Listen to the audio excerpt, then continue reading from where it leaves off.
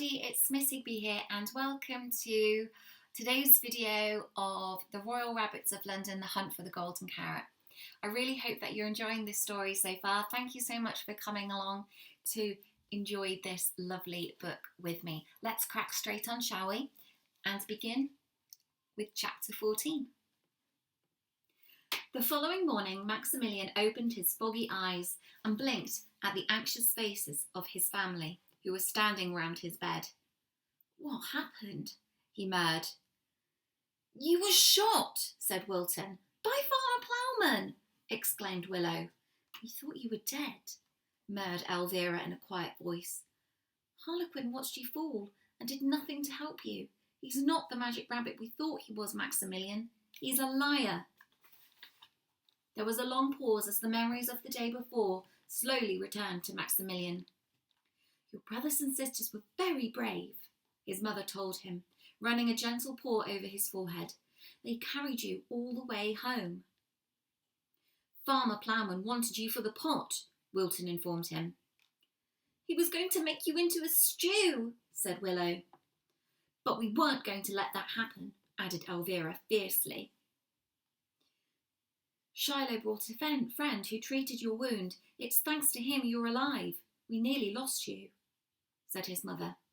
Wilton grinned broadly. "His friend is really big and really muscly. I'm going to be as big and muscly as him one day." "He has a red paw, just like Shiloh," Louis added, "because he works on the beetroot farm." Maximilian looked at each face in turn. Wilton, Willow, Elvira, Erica, Louis and his mother. "Where's Shiloh?" he asked.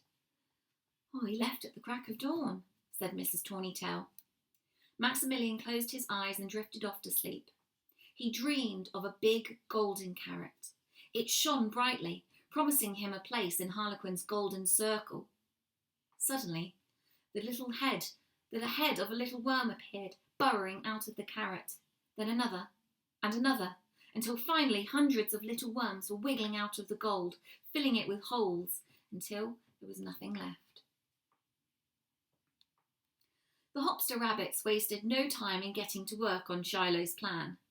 First, they needed to steal some gold paint from Farmer Ploughman's workshop.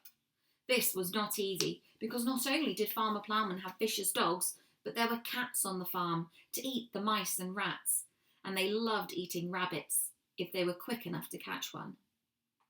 Second, they needed to steal some big carrots from Farmer Ploughman's vegetable garden. This wasn't going to be easy either, because Farmer Ploughman's wife had put up wire netting all round the vegetable garden to keep the rabbits out. And now that there were suddenly so many rabbits on the farm, she had also taken to guarding her precious vegetable garden with a shotgun of her own, and she was a better shot than her husband.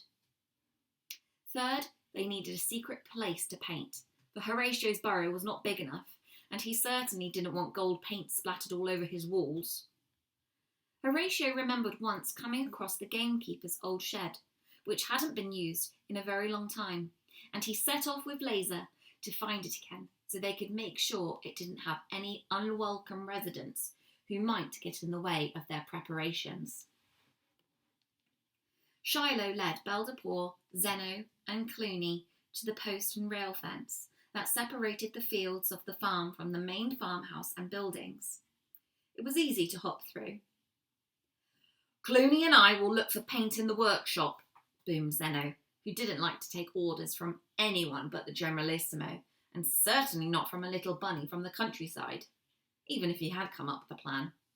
"You and Beldapaw dig up the carrots," he added. "It'll take a small rabbit to sneak through a hole in the wire netting around the vegetable patch." "My teeth are sharp enough to gnaw through that," murmured Beldapaw, grinning at Shiloh. "Then I will wait for you to bring me the carrots." Shiloh thought of Mrs. Ploughman and her shotgun, and he felt so frightened he had to concentrate very hard on keeping his ears erect. One was very close to drooping over his eye patch and exposing his lack of courage. Then he thought of Maximilian lying wounded in bed, and of all the other rabbits who were being drawn under Harlequin's spell, and knew that he could be brave, that he must be brave. Good luck. We'll meet you back at Horatio's burrow as soon as we can, Clooney said. And before Shiloh could even reply, Zeno and he had jumped through the rails in the fence and were scampering across the open ground to hide in the bushes growing to the side of one of the barns. Come on, Shiloh, encouraged Belzapore, perhaps noticing that he looked a little queasy.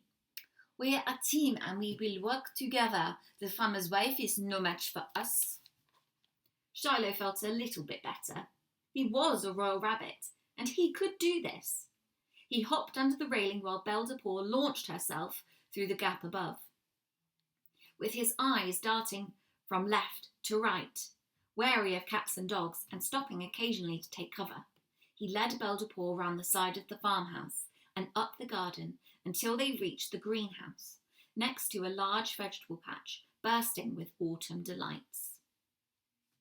But to his dismay, Mrs. Ploughman was on her hands and knees on the other side of the wire netting, pulling up potatoes and tossing them into a basket. Her wicker chair was placed in the corner besides a raspberry bush, and her shotgun was leaning up against it. One of her dogs was lying on the lawn with its eyes shut. The dog is asleep, whispered Belzapore. We mustn't wake him. And we mustn't disturb Mrs. Ploughman either. I will gnaw a small hole in the netting for you to squeeze through. You dig up the carrots as fast as you can and pass them through to me through the hole. Understand? I will by luck, murmured Shiloh with a small smile. He knew there was a good chance he would not make it out alive. With a moss carrot and a wet nose, added Belzapore. Let's go. Meanwhile, Clooney and Zeno had made it into the workshop. There were so many pieces of machinery, cupboards full of dusty bottles and jars of liquids, that the two hopsters didn't know where to look first. They decided to start at opposite ends of the room. They needed paint and brushes, and they needed them fast. It was only a matter of time before a farm cat picked up their scent and came along to see what was going on. The two rabbits worked swiftly and efficiently, as one would expect royal rabbits to do. They might not have been used to the countryside, but they were sharp-witted, intelligent rabbits who learned fast. It didn't take them long to find some brushes. Zeno, who was balancing on a narrow shelf, lifted up a whole jar which contained 5 big brushes, recently cleaned. He turned to Clooney, who was standing on a table, gazing at himself in the reflection of a silver pot of paint. "You're going to admire yourself all morning, or are you going to look for the paint?" boomed Zeno crossly. Clooney didn't react. He remained very still, staring into the silver. "Don't move a muscle," he said, in a calm and steady voice. Zeno understood at once. Clooney had seen something else besides his reflection in the silver. Zeno turned his eyes to the floor, where a sleek black cat was sitting, watching them with large green eyes. "Have you found the paint?" Zeno said to Clooney, while remaining as still as a statue. "I found paint, not the paint," Clooney replied, running his eyes over the labels on the pots lined up against the wall. There was red and blue and yellow, but no gold. Carefully, Zeno put down the jar of brushes. "It's about time I used these muscles," he said. "I'm not the Marshal of the Thumpers because I hide from cats. Hurry up and find the paint. I'm going to play." And with that, he jumped to the ground. The cat got to her feet, tail in the air, as stiff as a pole. There you can see Zeno coming face to face with a cat. Zeno grinned. "My lady, may I have the next dance?" The cat sprang. And that's the end of chapter 14. Oh dear, possibly not going quite to plan at the moment. Looks like you'll have to come back tomorrow for chapter 15. I look forward to seeing you then. Bye.